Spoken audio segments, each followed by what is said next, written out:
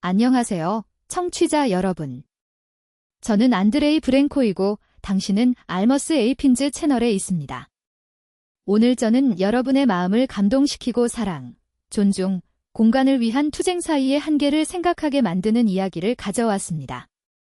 감동받을 준비를 하세요. 애너에게 주방은 단순한 집안의 공간이 아니라 그녀의 안식처이자 안식처였습니다. 향신료의 향기와 프라이팬의 부드러운 지글거림 사이에서 그녀는 평화와 성취감을 느꼈습니다. 결혼 첫 달에 그녀와 호르헤가 임대한 아파트에 있는 작지만 아늑한 부엌은 그녀의 왕국이자 신성한 영토였습니다. 안나에게 요리는 집안일이 아니었습니다. 그녀가 능숙하게 터득한 것은 순수한 예술이자 창의성의 표현이었습니다. 대규모 기술회사의 유능한 프로그래머인 호어헤이, 는 아내의 요리 재능을 존경했습니다. 매일 밤 퇴근 후 집에 도착하자마자 그는 애너가 세심함과 상상력으로 준비한 혁신적인 요리에 매료되어 저녁 식사를 고대했습니다. 부부로서의 삶은 조화롭게 흘러갔고 많은 젊은 가족들처럼 이러한 평온함을 뒤흔드는 순간이 왔습니다. 바로 시어머니의 첫 방문이었습니다. 조지의 어머니인 알라 콘스탄티노브나 쿠드랴브체바 델러 칸스턴티노브너 코드라이에이브세버는 인상적인 여성이었습니다. 자신의 명령을 의심 없이 수행하는 데 익숙한 한 학교의 교감은 엄숙한 표정과 갑작스러운 몸짓으로 그녀의 존재감을 강요했다. 그녀에게 있어 세상은 그녀의 규칙을 중심으로 돌아가야 하며 어떤 일탈도 용납되지 않습니다. 애너는 호어헤이가 그녀를 어머니에게 데려갔을 때의 첫 만남을 결코 잊지 않았습니다. 앨런은 마치 상점창에서 제품을 평가하고 구매할 가치가 있는지 결정하는 것처럼 비판적인 눈으로 그녀를 위아래로 살펴보았습니다. 너무 얇고 너무 짧습니다라고 그는 격에 없이 말했습니다. 하지만 상황은 더 나쁠 수도 있다. 조르지뉴 안나는 그것이 단지 시어머니의 솔직한 태도일 뿐이라고 스스로 확신하며 자존심을 삼켰습니다. 당황한 호어헤이는 나중에 사과하면서 그의 어머니가 좋은 사람이고 약간 무례하고 여과되지 않은 사람이라고 확신했습니다. 결혼식은 단순하고 거의 겸손했습니다. 앨런은 입술을 다물고 모든 것을 비판하면서 전체 결혼식을 보냈습니다.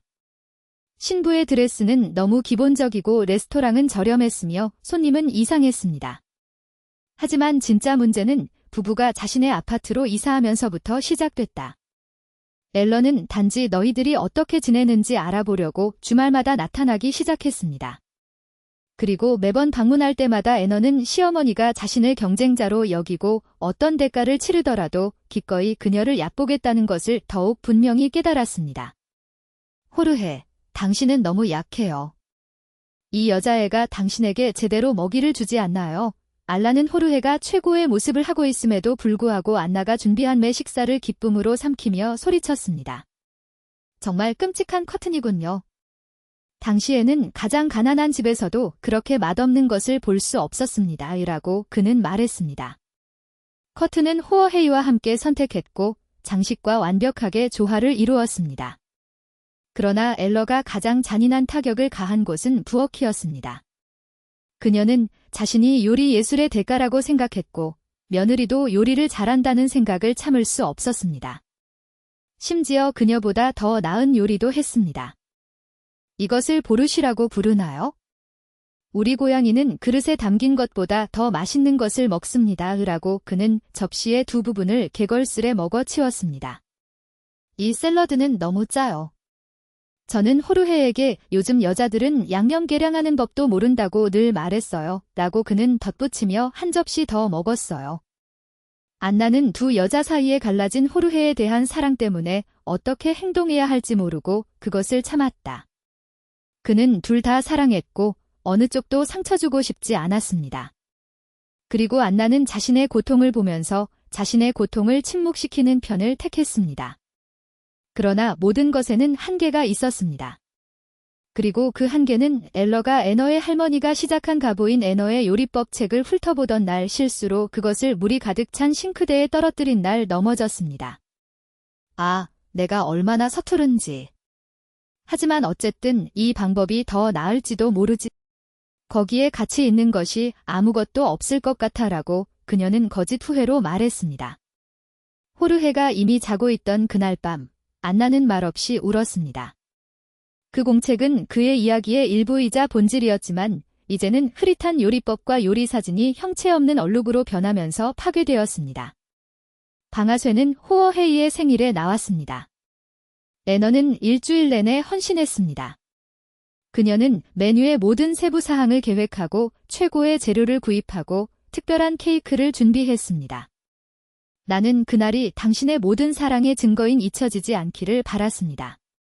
그런데 그 전날 엘러가 전화해서 자기도 참석하겠다고 했어요. 안나는 심호흡을 하고 그 어떤 것도 남편의 파티를 망치게 두지 않기로 결심했습니다. 그러나 앨런은 값비싼 빵집에서 가져온 거대한 케이크와 자신이 직접 준비한 집에서 만든 금식이 가득 담긴 가방을 가지고 도착했습니다. 나는 당신이 모든 것을 스스로 하고 싶어 한다는 것을 알아요. 자기의 그는 애너의 피를 식히는 미소로 말했습니다. 하지만 아들의 생일에는 아무것도 먹게 할 수 없었죠. 그렇죠. 호르헤는 깜짝 놀랐지만 아무 말도 하지 않았습니다. 그리고 그 침묵은 어떤 말보다 더 아팠다. 안나는 너무나 열심히 노력했지만 모든 것이 무시되고 의식도 없이 교체되었습니다. 저녁 내내 앨런은 자신의 요리를 칭찬하고 애너의 요리에 대해 겸손한 논평을 했습니다.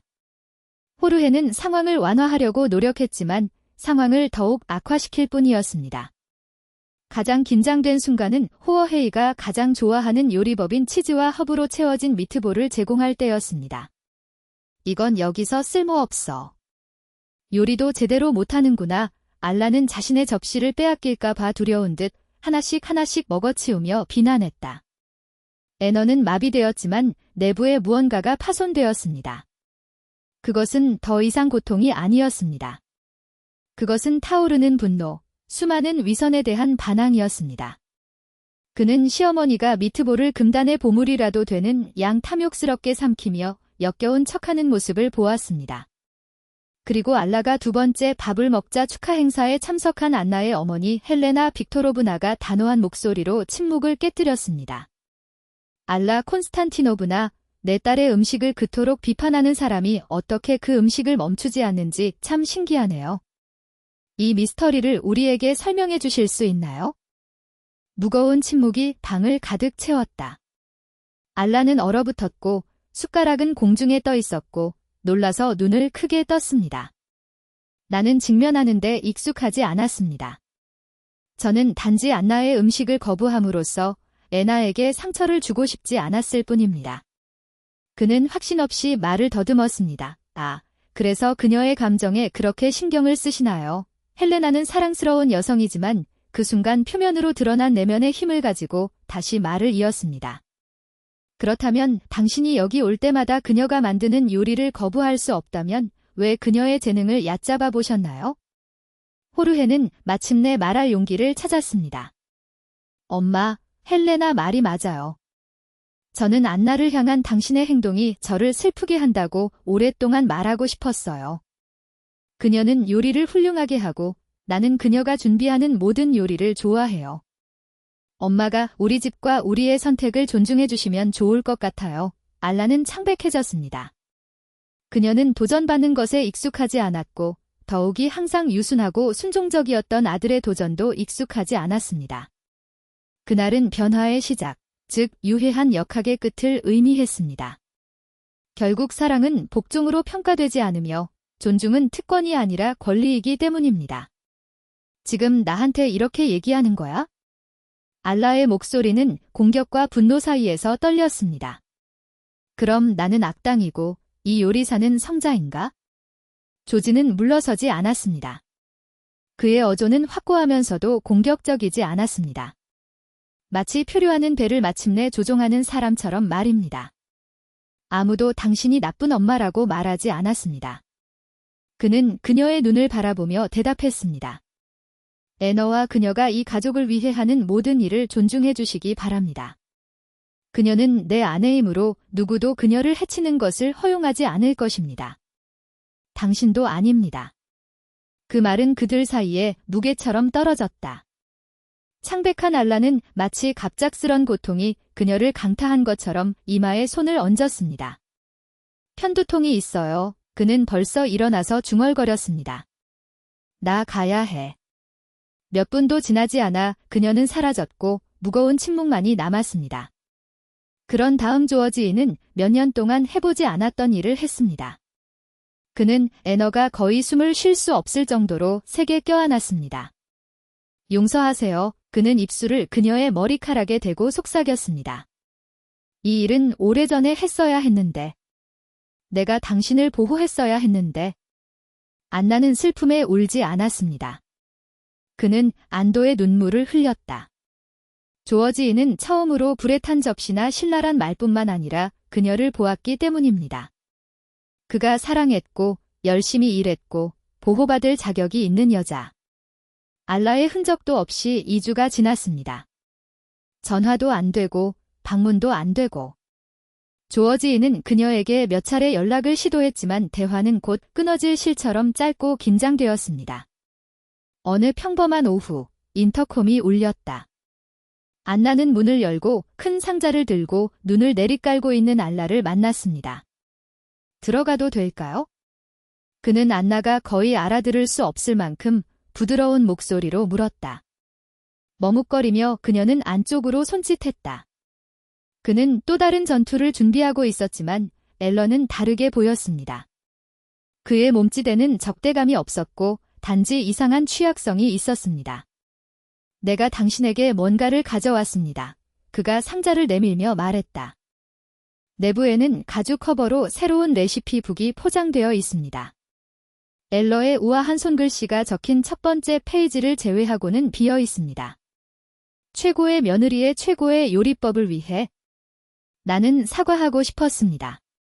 그는 마치 음절 하나하나가 수년 동안 삼켜진 자존심을 희생하는 것처럼 노력해서 말을 이어나갔습니다.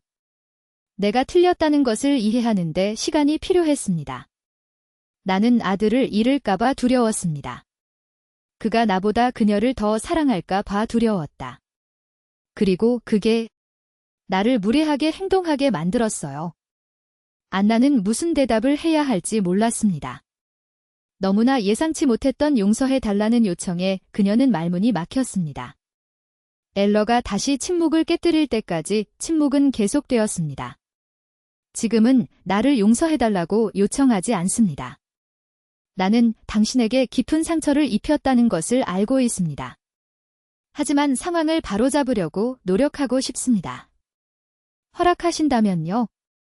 옆에서 모든 것을 지켜보던 조지는 안나의 어깨에 손을 얹었다.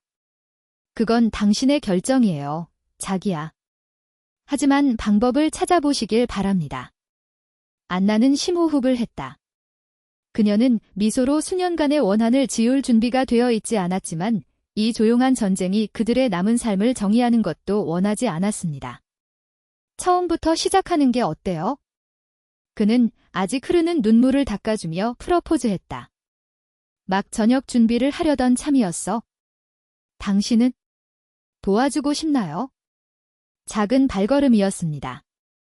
그러나 때로는 작은 단계에서부터 가장 큰 변화가 탄생하기도 합니다.